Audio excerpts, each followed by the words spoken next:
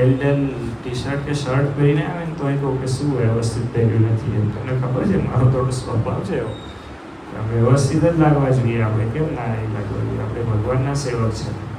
પૃથ્વી પર ચાલવાનું તો દાસ થઈને ચાલવાનું, પણ અંદરનો પેલો રાજા છે હું, હે ને? અત્યારના 12માં જે મહારાજે રાજનીતિનું જે વચનામૃત કર્યું છે તો કે કાયા નગરમાં આત્મા છે તો રાજા છે એમ.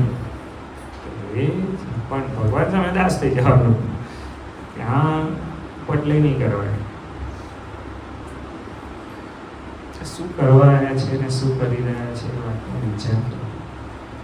અને જો મહારાજ તો આપણે હમણાં સાંજે શિક્ષાપત્રીની વાત ચાલે છે. શ્રીજી મહારાજે હવે 212 શ્લોક છે, 212 શ્લોક બધા આપણા માટે છે.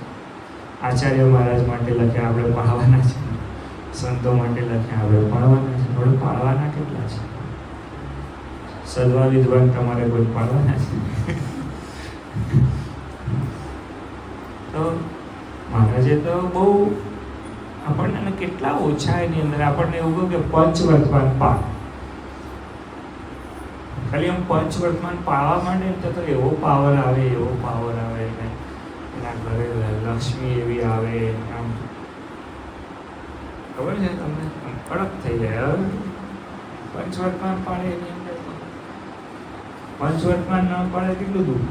તમને ખબર છે ને કેટલો ત્રાસ હોય.